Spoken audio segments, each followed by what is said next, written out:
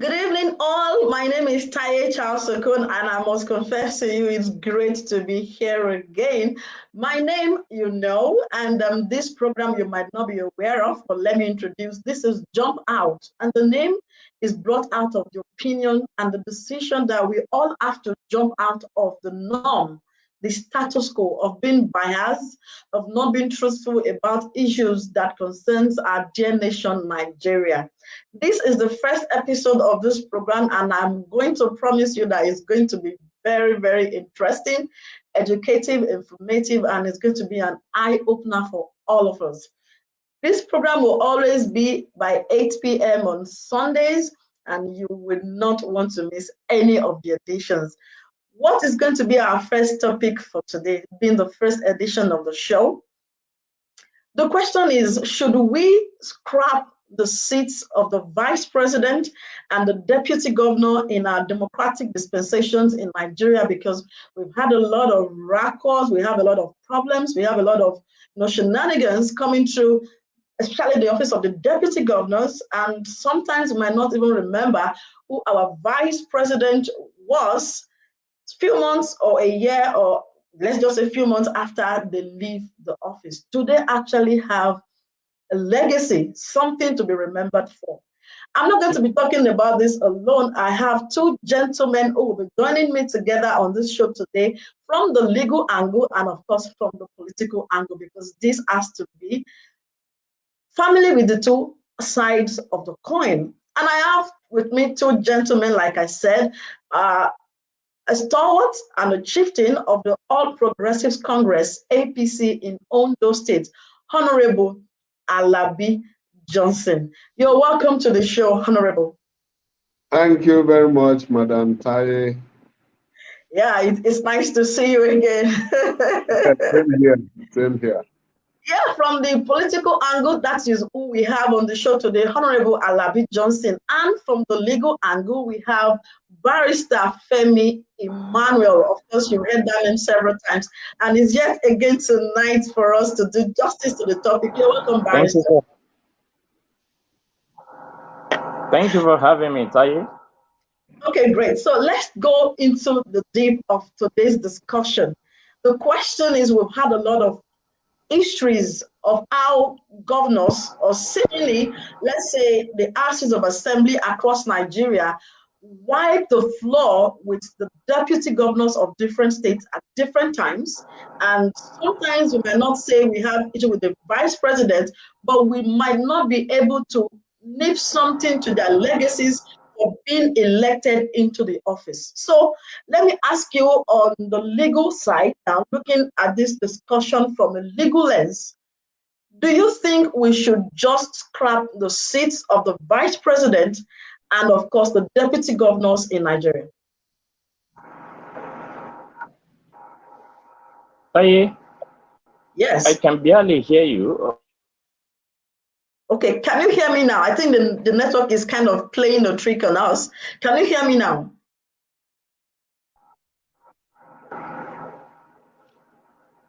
Hello, can you hear me? Yeah, I can hear you very clearly. Can you hear me now?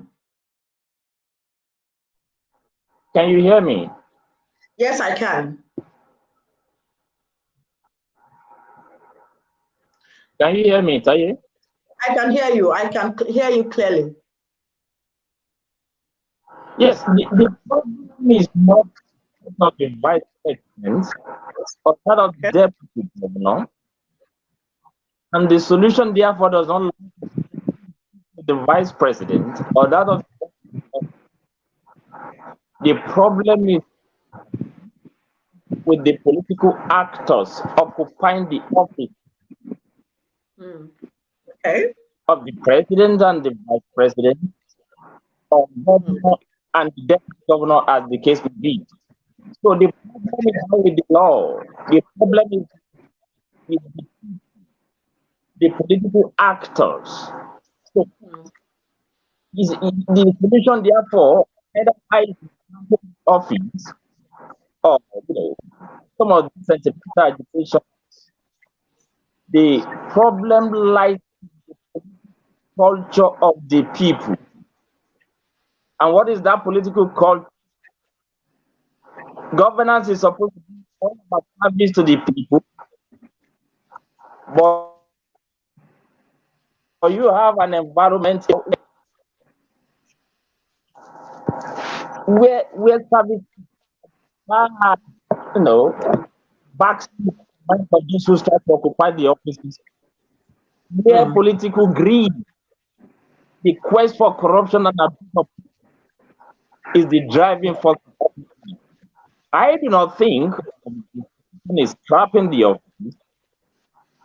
The solution lies in the culture of the transparency and in governance. Until we do that collectively, we will continue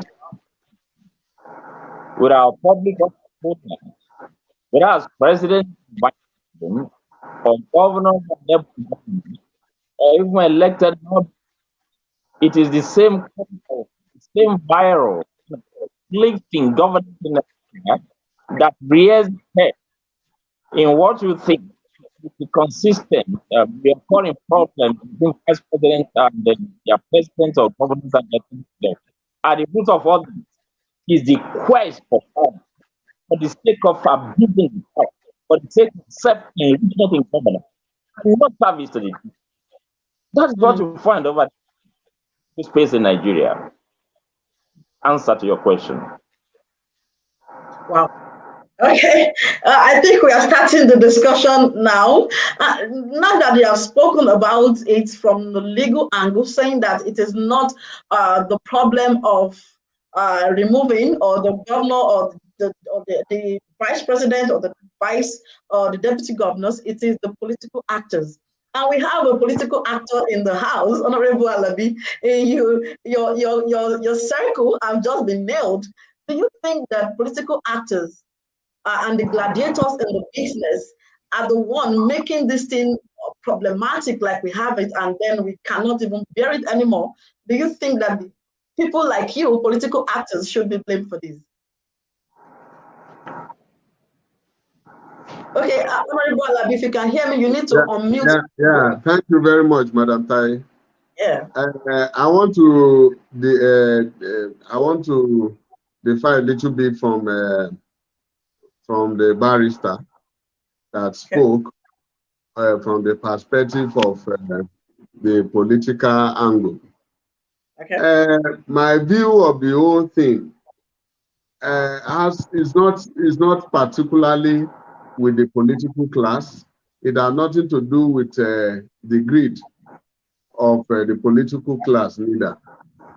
My feeling about the whole show is that in our constitution, I think there is a lacuna in the constitution, and that has created the way out for a lot of governors to want to overpower their deputy, even though they come on the same ticket to the office. I'm not a lawyer anyway, but I have tried to go through the constitution and discovered so much ado about the constitution with regards to the office of the vice president and that of the deputy governor. In fact, that of the vice president is even better, because when you go through the constitution, you see a lot of functions stated there for the vice president. Vice president shall do this, shall do that. But when you come to that of the deputy governor, it doesn't have a function other than as prescribed by as directed by the governor. That is the function of the deputy governor. In section 189, section 190 of the Constitution, you will see it there. Then they will easily tell you that, it looks more or less like the deputy governor does not have a role to play. And so when a governor wants to deal with his deputy, all he just does is to begin to withdraw all the roles all the assignments he has been giving him. He will withdraw everything. So as soon as you see it, it becomes a newspaper reader in his office without portfolio, without anything. So I see that that error is from the Constitution. It's a lacuna, like the legal people would call it. It's a lacuna from the Constitution. If today, if the office of the deputy governor will be stated, if there's an amendment to the Constitution where they say the office of the deputy governor shall be, this shall be the function of the deputy governor. He shall do this, he shall do that. If it is well stated there, I believe no governor will be doing all these things that we are seeing today. But what we see, all deputy governors are all at the mercy of their principal. That is the way the Constitution has made it to be. Unfortunately, we see a lot of greedy politicians anyway, but that is not the basis why deputy governors suffer all this untold hardship in the hands of their governors. Okay, we'll get to why they are suffering, like you said, in the hands of their governors. But I will still want to stick with you, Honorable Alabi. Okay. Know that during electioneering period, we have to get the party bearer, who is going to be the governor, the candidate, as it were, at that point. And then he needs to have a partner who is going to be his deputy, according to the Constitution, if I will get a nod from barrister to tell me that I am correct. But basically, how do you think that political parties get to source the deputies for their governorship candidates? How do you guys get the deputies? You know, most often, the Constitution is very clear about that. As a matter of fact, the nomination of the governor is not complete without that of the deputy governor. Okay. So as a matter of fact, no governor can contest without a deputy. We have had cases in Nigeria where governors have lost their nomination because of the non-qualification of the deputies. So it means that what brings them together is a joint ticket.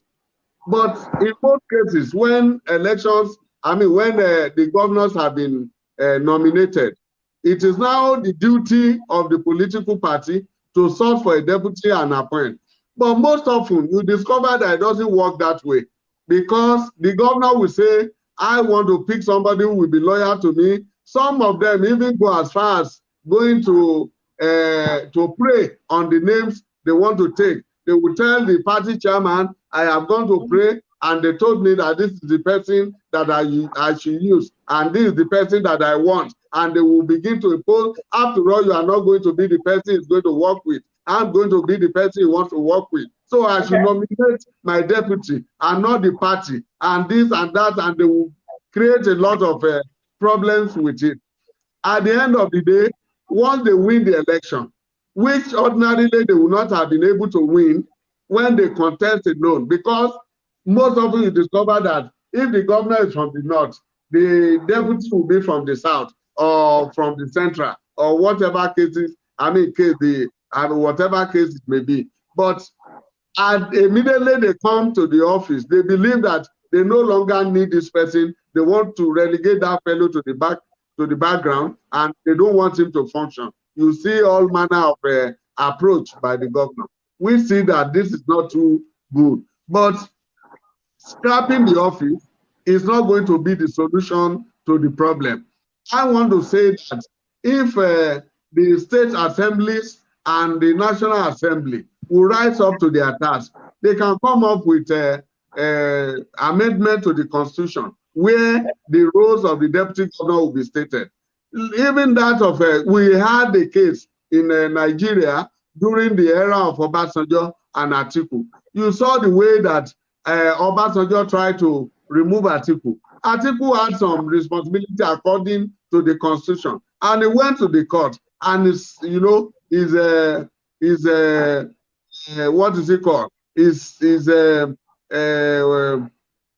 duties were spelled out from the court, and at the end of the day, Obasanjo was unable to remove him because there are duties he has to carry out, which is in the Constitution. But for a deputy governor, it is never so. Wow. Okay. If Barrister can hear me, can you hear me, Barrister Femi Emmanuel? Hello? Hello, I can hear you. Great. So Honorable Alabi made some points just now, and he was talking about how these things are being done and the importance of having a deputy as a candidate, because you cannot have a ticket without having a person who is going to, co-share that ticket with you. Legally, how does the law expect politicians to source their deputies and vices as the case may be? Let me say first and foremost that parameter for choosing vice applies in the case of choosing a deputy. You have section 142 subsection 1 of the Constitution, for instance, saying a candidate for an election of the president cannot be deemed to have been valid unless he nominates another candidate as, to run for the office of the president, to occupy the office of the vice president. When the person who is nominated as a president is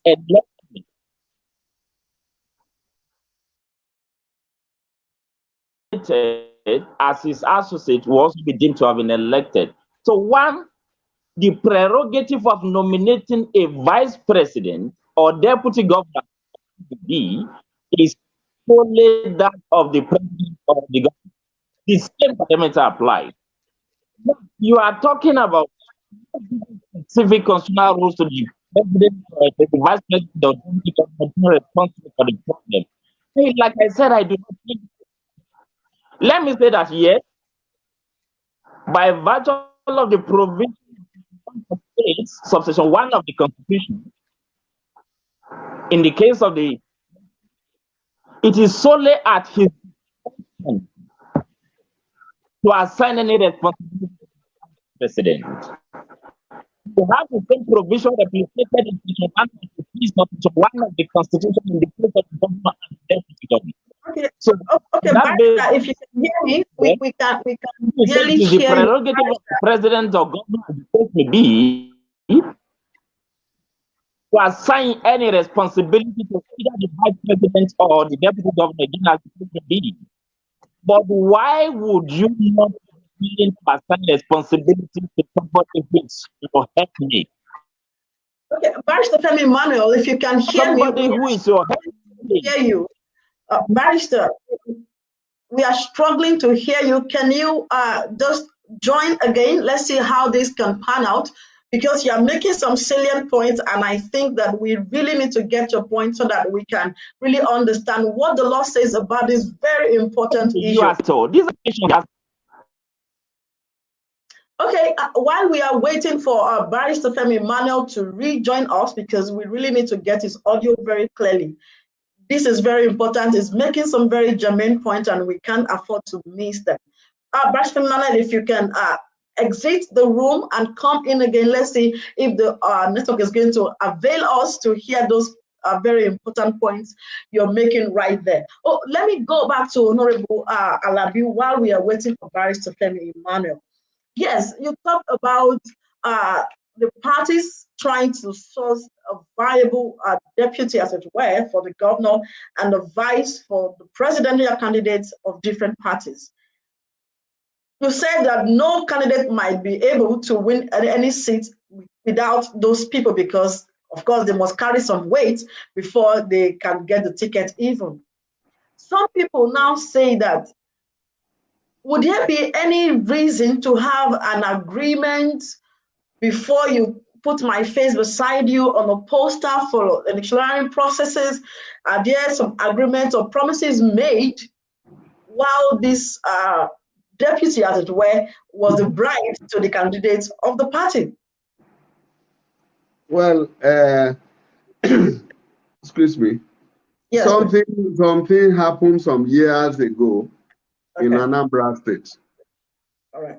where the governor to be then, Chris Ngige, reportedly allegedly had an agreement with a certain group that he was going to be used to win the election.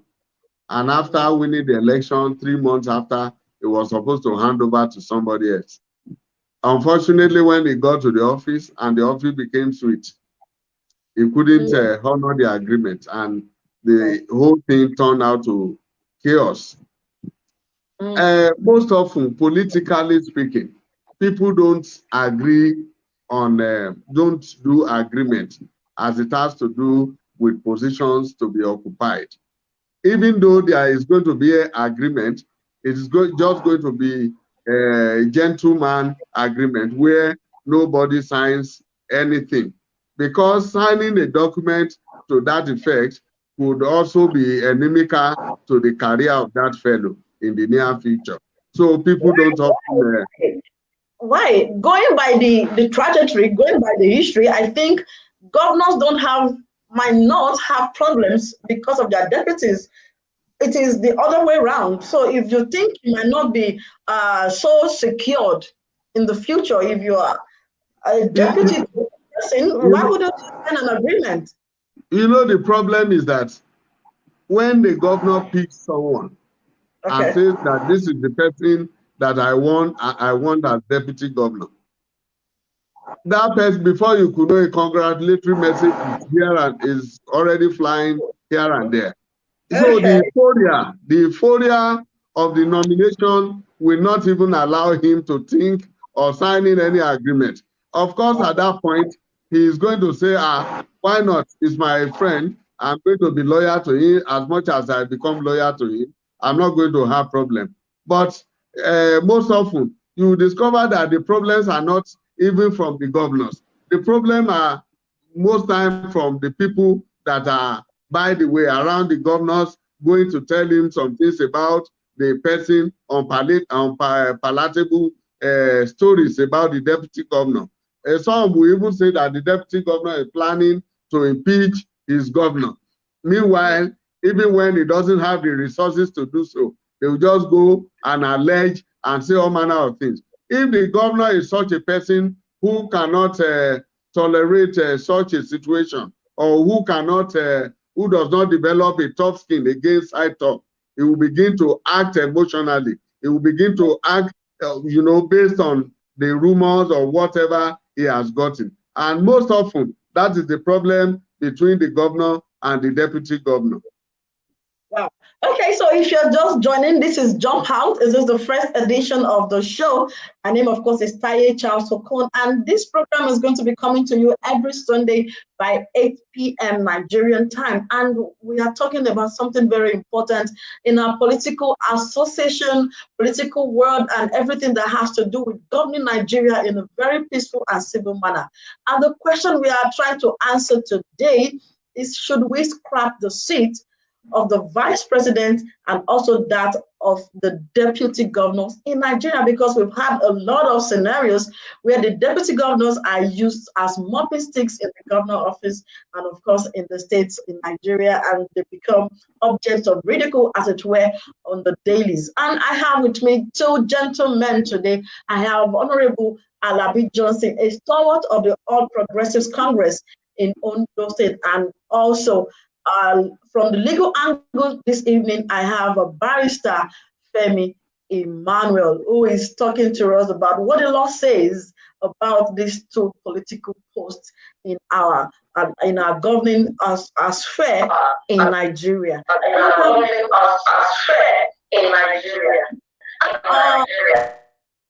I think I would need to switch off the television or whatever is using to watch this show so that we can have you alone and not have a playback of your voice. It is very important. We are waiting for you to join because this issue needs to be balanced and to hear what the law says about the issue. Thank you so very much. If you are just joining, you can subscribe to us on YouTube and also follow us on Facebook so that you can always be the first person to know when we come live on the show. Okay, I want to ask this question. And while we are waiting for Barrister Femi Emmanuel, of course, can you hear me, Barrister Femi Emmanuel?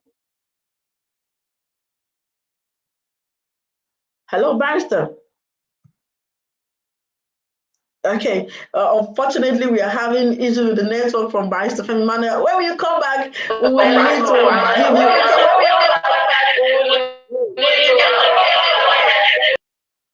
Barrister, please, you need to help us reduce the volume of the television set or the gadget you are using to monitor this show so that we can have less feedback from you. We really are missing you on this show. Hello, can you hear us? Barrister. Can you hear me? Can you hear us? Oh, great. We can hear you now. Can you hear me? Yes, please. Oh, great now. So you are using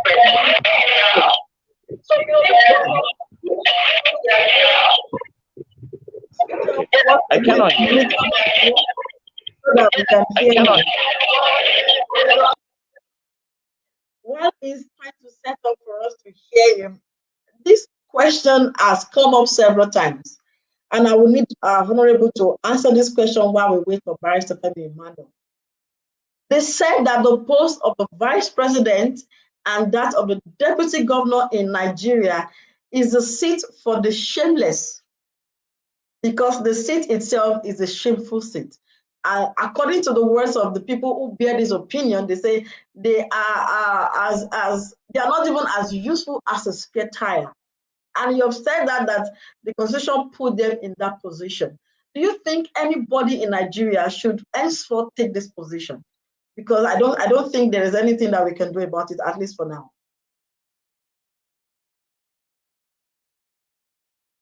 You need to unmute your mic so that we can hear you. Yeah, my view about that is that, you know, a lot of times I have seen governors try to bring deputies, either that are older than them or that are far younger, who are not too ambitious to take over their seat, or that will be loyal to them. Most often, I have seen it happen. In fact, some of them go for people that they know are not educated enough to occupy the seat, so that they can be at peace on that seat. But I think it has really reduced the office of the deputy governors. But I have also seen in Nigeria a deputy governor to a governor who later became the governor when that governor was going. So we can't totally say that the office is for the shameless.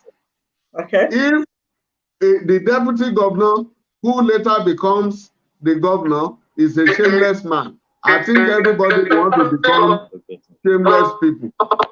Go on, sir. Hello. So if somebody who was deputy governor and later becomes the governor is a shameless man, then everybody will want to be a shameless person. Okay. So I want to disagree largely that the office of the vice president, now that of the deputy governor, is for shameless people. It is an enviable office that everybody wants to be. And once you are there, as number 2 citizen of a state, is an enviable position that everybody prays to want to occupy. But unfortunately, Barrister Ebodamori was talking about the greed of certain people. The greed and inexperience of certain governors will not allow them to handle the office properly. The example is that of that, that one that is happening in my state here in Ondo now. If I were the governor, I would not have told the line the governor is towing at the moment. But unfortunately, I see it as a lack of experience. It is an inexperience to begin to battle and fighting such a battle for yourself. let me cut you there. Are you referring to the current governor of Ondo State, who is a SAN, and of course the second-term governor is inexperienced? Yes, you see, being a politician is always different from being a technocrat. The man has been a technocrat, and there is no way on earth you can compare a politician with a technocrat. The technocrat will always be on the conservative end and trying to guard his job jealously, while a politician is going to use the political experience to handle his office. So most often you discover that it is always the best having a politician as the governor. For instance, in my state here, the governor has been an SAN, I mean, he's an SAN, and we have seen the things he has done in the past. But coming to this office that is occupying now, his action does not show somebody who has political experience and who is able to handle situations politically. I would think that 6 years is enough or more than enough for someone to have experience in what he's been doing every day for the 6 years. I not agree with you that is inexperienced. Yeah, you may not agree. I want to tell you that the governor of Ondo State, Arakuri, has not done fairly in the state in the last going to 7 years.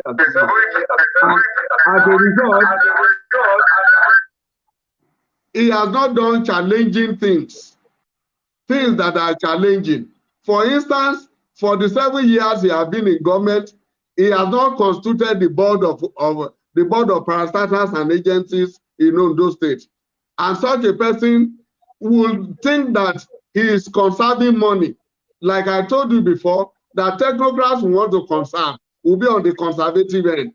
But at the end of the day, he will be losing so much. Now, much of the issues he's having now should not have been there if he had been having the boards and parastatals in place. But unfortunately, he has not had it. And so his experience politically is low. But his experience as a technocrat may be on the, on the other side. But politically speaking, he has not fared very well in Ondo State. Wow, I think I would like our viewers to send in their comments at this point. If you have any question you want to ask the gentleman in the house, now is the time for you to begin to pop in your questions, your comments, and your observations on the topic at hand. First, Femi Emmanuel, if you can hear me, we will need you to switch off the gadget you are using to monitor this show. It is bringing a feedback and it is not allowing us to hear you clearly as we should hear you on a normal day. So, Barrister, can you hear me? Okay, it's so unfortunate that we are missing Barrister Femi Emmanuel on today's show. Wow. Okay, we really need to move ahead because time is not really on our side this evening. Of course, yes. Of course. Okay, great. You were talking about your state, Ondo State, and Ondo State might be one of the major case studies that we have on this particular topic. Oh, Barrister, you're welcome. Can you hear me now? Yeah, yes, I can hear you clearly. Taye. Great. I think you've missed a lot. I will need to come back to you now before I go to Honorable Alabi. We're talking about a lot of things that brought the issues that we are talking about right now. And I was asking you a question the other time. How does the law prescribe to the politicians for them to source their deputies or their vices? Does the law care about how they get these people to share the ticket with them? Taye, I've just explained to you that by the provision of Section 142, Section 1, and Section 187, Section 1 of the Constitution, it is the prerogative of the president or governor, as the case may be, to appoint their deputies. So now, they don't care how to get. They don't care how they get them, but they just have to present someone. A person who has attained the level of contesting for the office of a president or the vice president or the governor of a country must have some level of understanding of human attitude and then responsibility of determining the kind of person he wants. But the problem which we are not addressing is this: from the socio-cultural point of view, human beings are not always what they are supposed to claim or pretend to be. Let me give you very good instances so that we don't just think it's about law. One, Jesus prayed all night to select his disciples. If you read the scripture in the book of Luke chapter 6, verses 12 to 17, but he ended up having a Judas Iscariot. Wow. You may also understand that even God, of course, according to the scripture, had what we today call Lucifer, Satan, as one of his angels. He was an angel before he became a fallen angel as a result of pride and jealousy. He wanted to become like God. That is number two. One of the best governors in the history of the state and in Nigeria, you will agree, is Pa Michael Adekunle Ajashin. Okay. He had a deputy in Akioma Boriowo, and they had their own dose of political bitterness. Are you going to say Akioma Boriowo was not a good politician? Nobody will say that in Nigeria. He was the 6th and 7th to Awolowo. He was a clever politician, very true, very meek, incorruptible, yet he ended up having a deputy that gave him a lot of problem, and the state almost ended up in something else, but for the intervention of God. Mimiko is a good politician. Are you going to say he's not a good politician? He had problem with his deputy. Look, it's a consistent problem across the nation. And my question is this: are you sure that the governors and the deputy governors, or the president and their vice president, are fighting because one thinks he doesn't have enough work to do? The problem is not always because they don't have the work to do. The problem is because they think they need to share more of the wealth. That is the problem. So political desperation in every culture is as a result of political corruption. Look, why should people be too desperate to assume political office? And why should people be very reluctant in shedding some responsibilities to those who are supposed to help them? Let us balance this view. I'm not a politician. I don't belong to any political party. I've never contested any election. I would never join any political party or contest election. But there is something in human culture that wants to make you hold everything to yourself. Why? Your deputy or your vice president is your helpmate. Why can't you, delegate substantial responsibilities to the deputy governor or vice president, as the case may be? Now, that is on the side of the president and governors. On the side of the vice president, I remember this prayer of Obasanjo. He said, may you never have a disloyal deputy or a disloyal vice president. Okay. The truth is this: in politics, like they always say, they have no permanent friend, no permanent enemy. Although I agree that loyalty should be to the constitution and not to the individual, but you must agree with me, if you can hear me, that some form of loyalty too ought to be, shown to the person who appointed you. But in a situation where everybody wants to occupy the number one seat, in a situation where you seem not to be patient in your time, in a situation where you are seen rightly or wrongly to be seen, backstabbing the person who appointed you because you want to, dislodge the person and take over the ship. That is why you always have this problem. I agree that it is the duty, it is the constitutional, right of deputies or vice president to aspire to the highest offices. But you do so not by betraying your appointer. I've just given you a catalog of very wonderful politicians in the past, and even people in the future, including Jesus. Let me cut you. I would like to ask this question because you made a statement just now. Do you think that vice presidents or deputy governors are appointed or elected? They are first appointed by the president or deputy or governor, as the case may be, as their associate. Now, if you look at the wordings of the provision of Section 142, subsection 1, and Section 187, subsection 1 of the Constitution, he says the deputy will only deemed to be elected when the person who appointed him is elected. So they are tied, whether you like it or not, to the apron string of the appointed. That is the president or the governor, as the case may be. So that is the truth. Now, can we dispense with the offices of the vice president or deputy governor? Like I said, the offices are not indispensable, but why do we need to dispense with them? Let me give you a clear example using the United States as an example. Taye, can you hear me? Yes, please. Yes. There have been 49 vice presidents of the United States of America since that office was created in 1879.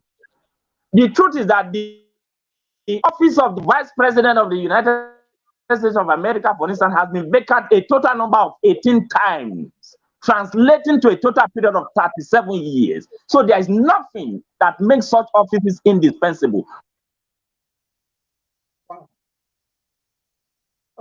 Barrister, can you still hear us? Can you hear me?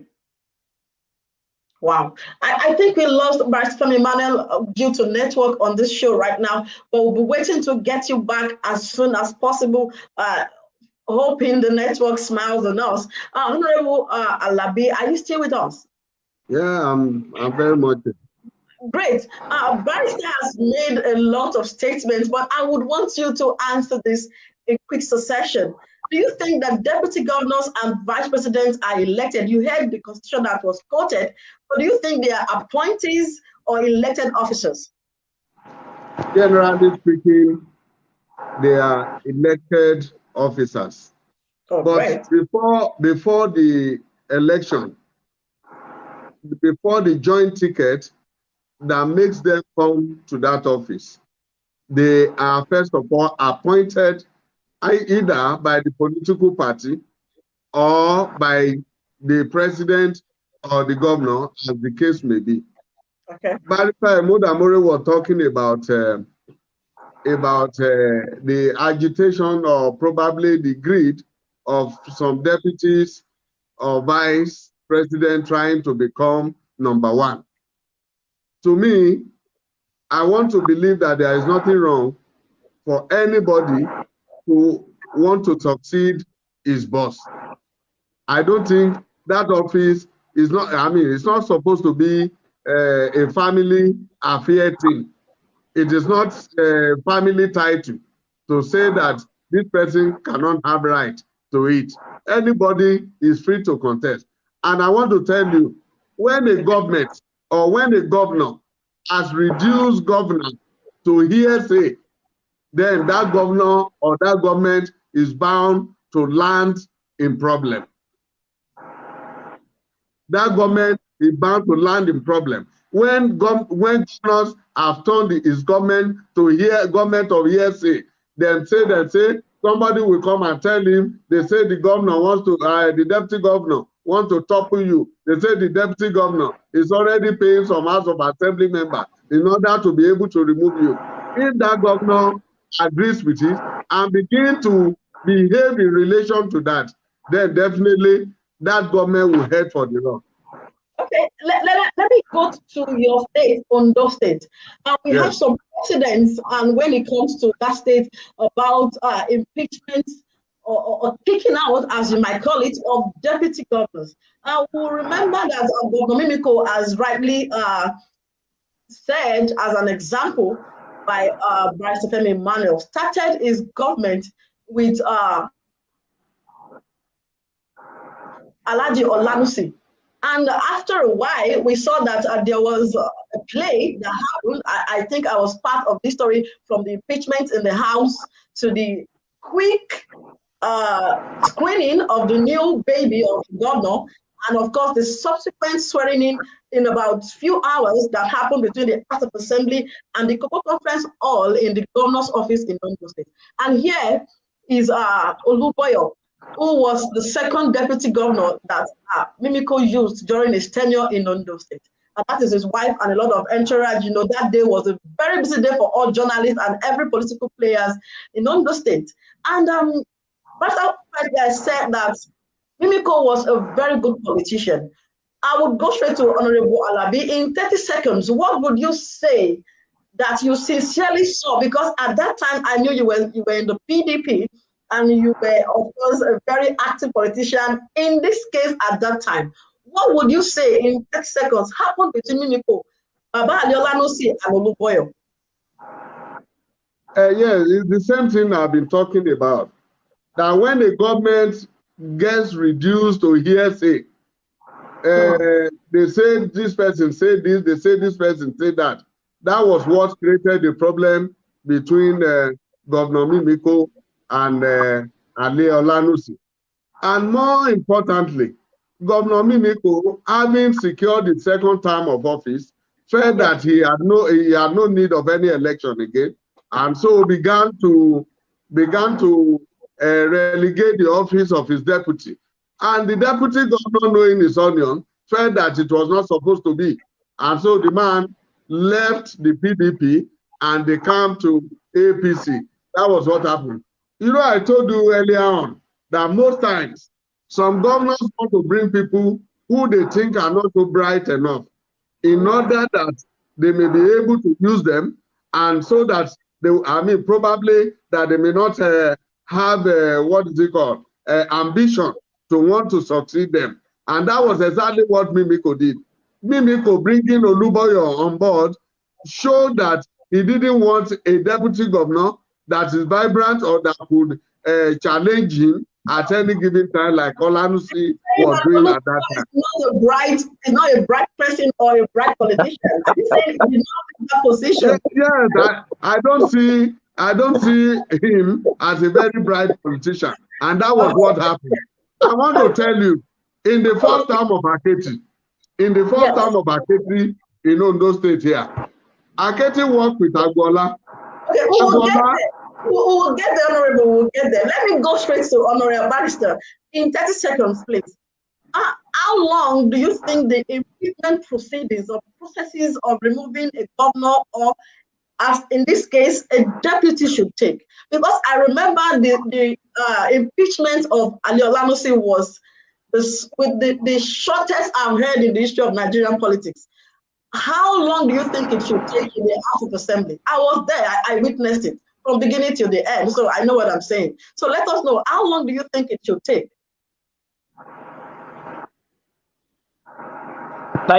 Is that question directed at me? Yes, sir. Yes, you.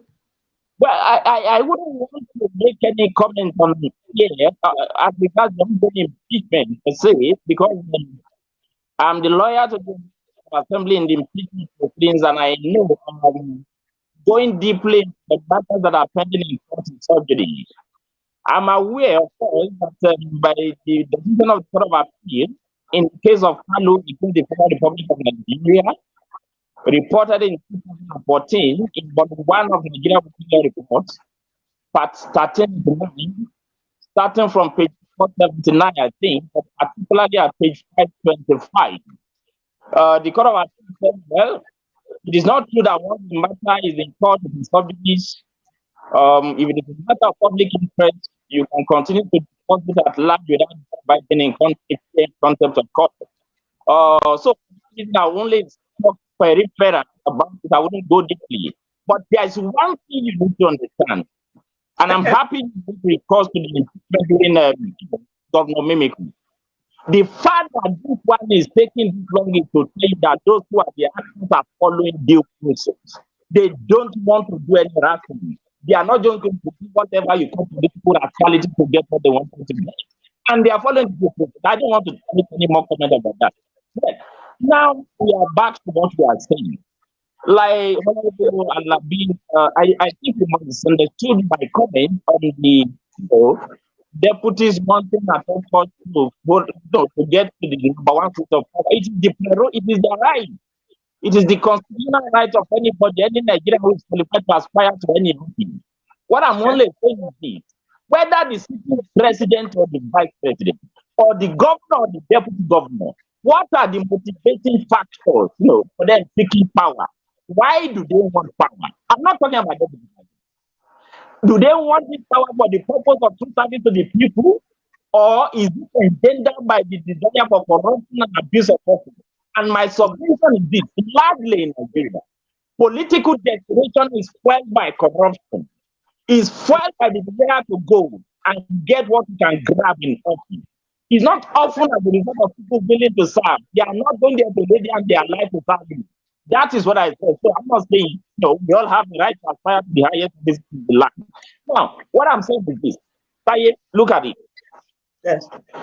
People think, look, politicians going to office because of the what they call it, the office is so much attractive and that. And I said, no, in the Nigerian situation, because of political corruption. Why am I saying that? The monthly salary of the government, it may interest your business in Nigeria, is less than 1 million naira. But nobody goes into that office and comes out without being a billionaire. How? Okay. The salary of the governor or the deputy governor or that of the president and vice president is fixed by a body called the Revenue Mobilization Allocation and Fiscal Commission, created under Section 3 of Section 1 of the 1999 Constitution. And today, the salary of the president is still less than 1.5 million naira. How do they emerge from the office being a billionaire? Now, I think that's the question we will need to ask. Just give me a minute. Okay. Now, the minimum wage in Netherlands, as of today, as of July 2023, is 1,995 euros at a conservative exchange rate of 850 naira to today, as a conservative officially. You will now see that the minimum wage of the citizen in that country is about 1.7 million naira per month. So a toilet cleaner officially in Netherlands is more than the president of Nigeria. But what happens? The president or the prime minister of that country rides bicycle to the office. The prime minister of that rich country, where every citizen officially earns about 1 million naira of Nigerian currency, he rides bicycle to the office. But what do they do in Nigeria? I'm talking about all of them. I'm not talking about the, this is not about all those.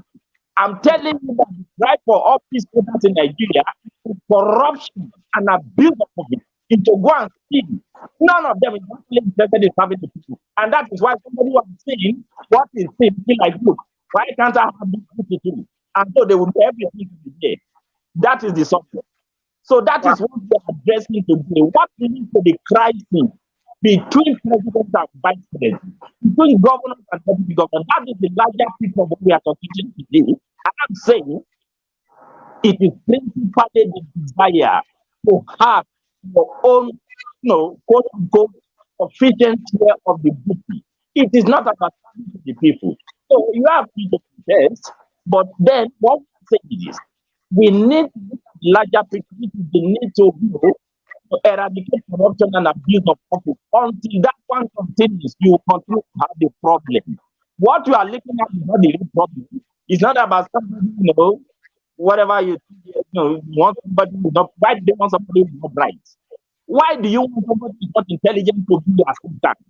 It is because you are using your own word. I'm talking to Alabi Johnson. You want to have domineering control. Why? For the sake of the people or for their own sake? That's the truth of this program. It is because of corruption. At the parliamentary level, the legislative level, every office in Nigeria do not go to. How did you find them going to the office to serve the people? It is to serve their pocket. And so don't be sympathetic to any of them. Don't be sympathetic to any of them. Not sympathetic to the Nigerian people. So that is the truth. I'm only saying, if you are saying because this particular person is not experienced, that is not correct. Because the most experienced officers in history suffered the same pain. Adekunle Ajagun suffered the same pain. And I'm even saying this is political realm. Go to the celestial realm. This was suffered the same pain.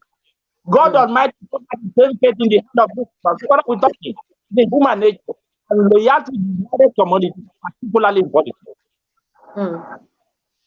Okay, while we try to round up this show, you talk about the desperation of politicians to hold on to power at whatever cost it might be. If you, as a governor, sacrificing your deputy or anything you need to tweak at the House of Assembly to get it done.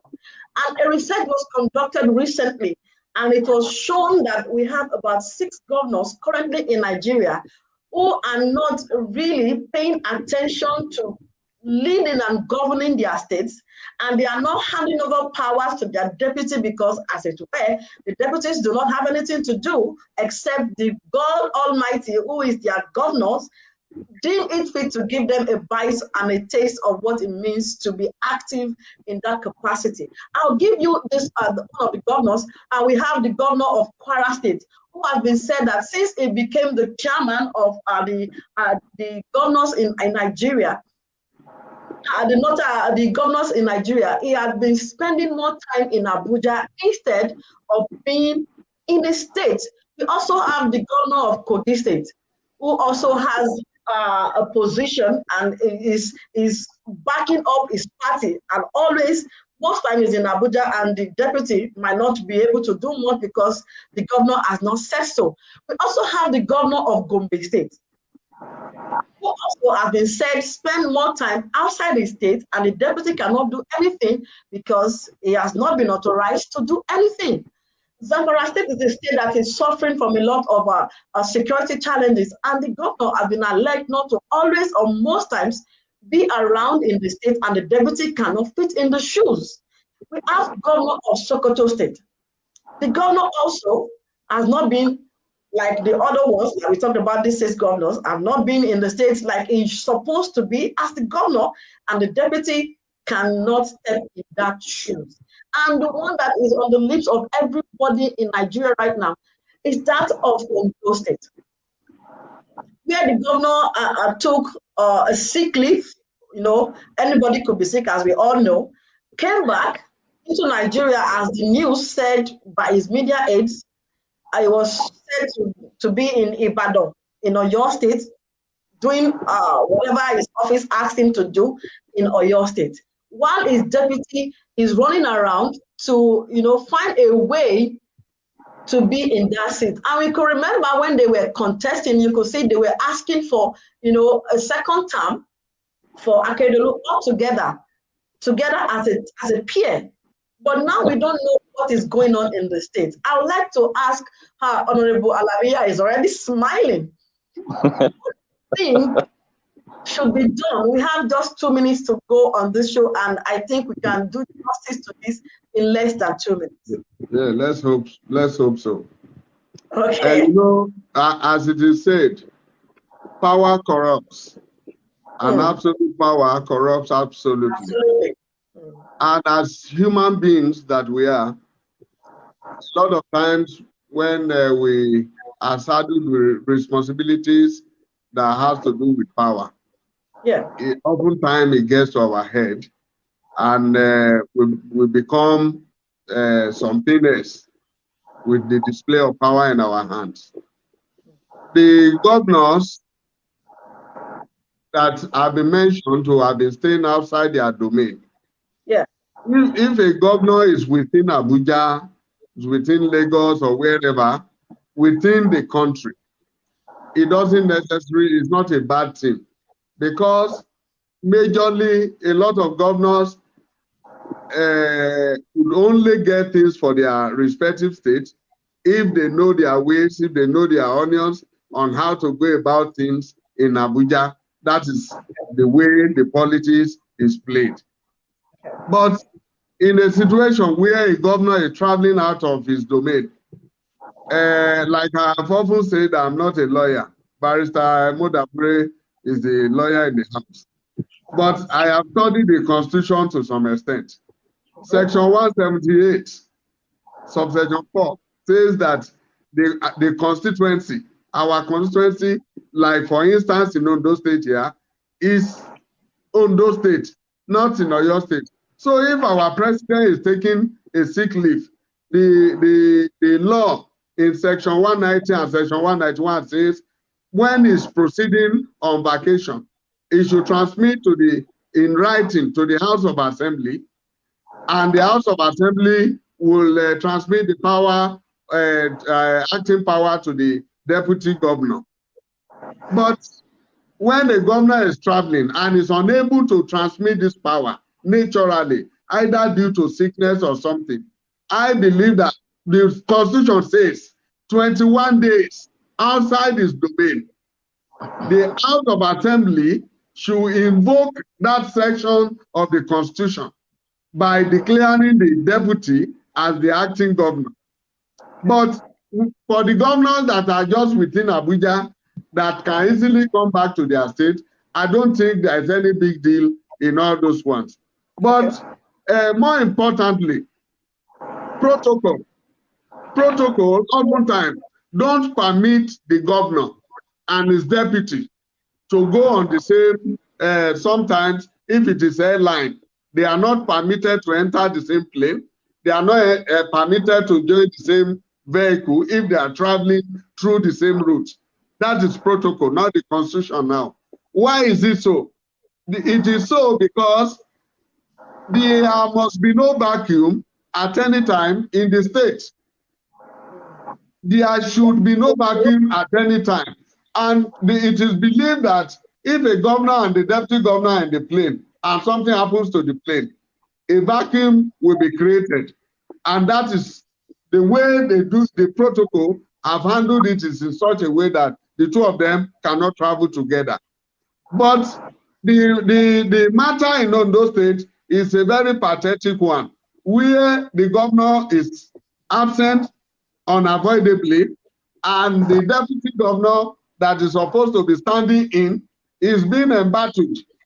Is not allowed to carry out the function of the office. So it's a very sympathetic situation we have in Ondo State. As I speak to you, in Ondo State right away, a state of anarchy has been created here, where we do not have a governor, where we do not have a deputy governor functioning, where we do not have a local government system functioning. So our case is totally different from the rest five. Okay, I think okay. Thank you for rounding up. Barry Emmanuel was laughing while you were making your point, and I think he has something to say as we finally wrap it up today on the show. Well, you gave another about 4 minutes to make that point. I just hope you give me as much as half of that to also conclude. Okay. Let me say first and foremost that I'm not sure it is correct to say that you have anarchy in Ondo State. I'm not sure. I'm not a politician. I'm a lawyer. I know the definition of anarchy. The lawyer here, it appears things are not as serious as we are trying to paint it politically. I'm aware salaries are paid at venue. I'm aware, for instance, that the operations of the government and then the execution of government policies are going on. I'm aware of that. Let us call it paid. If we are saying, well, the people need to see their government, I think that is sensible. They elected him. They love him. They want to see him. They are concerned about his head. So it is fine. But if you are saying, on the one hand, that look, there's nothing wrong with the governor being in Abuja, but you are also on the other hand saying it is wrong for anyone, or the governor of those people, it is an anarchy, or it's anarchy for him to be somewhere other than no. I think there's a contradiction in terms. Having said that, let me say that I know that by background of the provision of Section 190 of the Constitution, whenever the governor is on vacation or is unable to perform or discharge the functions of his office, there is provision for power to be transmitted to the deputy governor. That is the law. But I'm aware that, look, such was done in the case of Kogi. I'm aware that the governor returned from overseas after he had been rumored to have been dead, and sort of his obituary in the he came back. I'm aware that upon his return, His Excellency the Deputy Governor led other commissioners to see the governor wherever he saw him. I saw the picture. I'm aware that his party leader visited him and the picture was all over the place. I'm aware that he signed a law, local government, whatever I disagree with the creation of whatever you call the local government. I said this, and they are wasting the resources of the state when we don't even have enough money to do capital projects. That is politics, but we did it. I'm aware that the leadership of the house visited him and he signed the press over it. I'm aware the Southwest governors visited him and they showed him live on TV. So I'm not sure it's as really as serious as we are thinking. However, what the law says is that where the governor is unable to transmit instruments of transfer of power, for some reason where a governor could be in the place they cannot even transmit that instrument, then the majority of the states of assembly would mandate the deputy governor to start acting. But I'm aware that the state house of assembly has been issuing statement that look, we know this man is performing his function from wherever he is. Because, unfortunately, I do not agree with that, but unfortunately, the law does not say that the governor must necessarily decide. It is morality. It is, expected that the governor should say in his domain of constituency, like Honorable Alabi rightly defined it. But there is no law, unfortunately, today that say you must necessarily carry out the functions of the governor within the confines, within the territorial boundaries of your state. And so, when I recently to the Commissioner of Information that look, we are in an age where the governor will hold back that meeting to give updates and to give directives. I have no choice, unfortunately, than to succumb to that argument because I don't have any other thing to contract. But I think if the people look, we have evidence that the government can perform the functions of his office according to the provision of Section 189 of the Constitution. It is for the two-third majority of the members of the State Executive Council to say so. And according to that section, there will be a medical panel comprising of 5 medical practitioners, one of which must be the personal physicians of the governor, who will certify that, quote unquote, permanently incapable of performing the functions of that office. That is only when the State House of Assembly will the governors will be mandated. But as of today, we know that he transmitted a letter to the State House Assembly that I am back. So let people tell us whether he's performing the function wherever he is or not. Then we know Section 194 of the Constitution says that the governor shall always have meetings, on the direction of government, shall always have meeting from time to time with his deputy. Yeah, I agree with you. And the commissioner. So as the governor been fulfilling this obligation, has he been fulfilling this part of the Constitution? The Commissioner for Information said we are in an age of electronic notes in where you can hold virtual meetings. Has anybody told you that he's not holding such virtual meetings? Now, by the time, Odamore, you are sitting at the back of the camera now, and I can see you. Let the governor sit behind the camera and let him talk to us, the citizen. He owes all the right to talk to us. He owes the right to see us. Is he not scared of seeing the people? I agree with you, sir.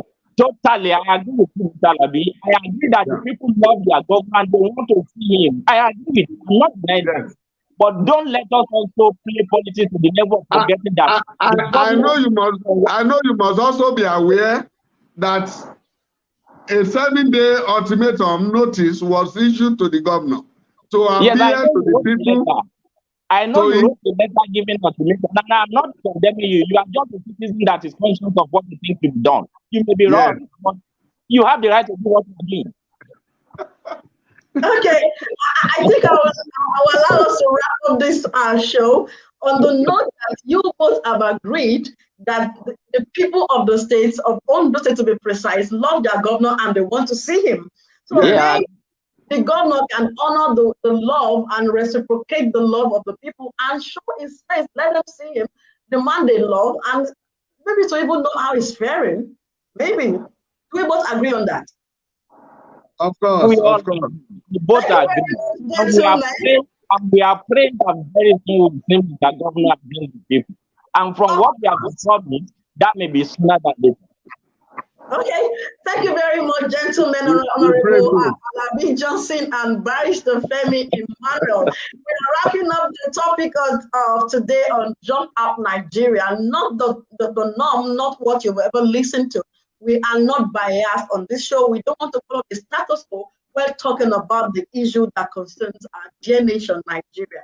So we are all agreeing, the three of us now, and of course, I know some of our listeners will agree that we love Governor Oluwarotimi Odunayo Akeredolu, and we all are agreeing tonight that we want to see our governor and we want to see how he's faring. So, Governor, if you can hear us, his media aides, his appointees, even the deputy governor, if you can see us right now, we want to see your boss and we want to know how he's faring because we do love him. My name is Tai Charles Okon. A good thank you to all of you for joining, and let's do this again on Sunday.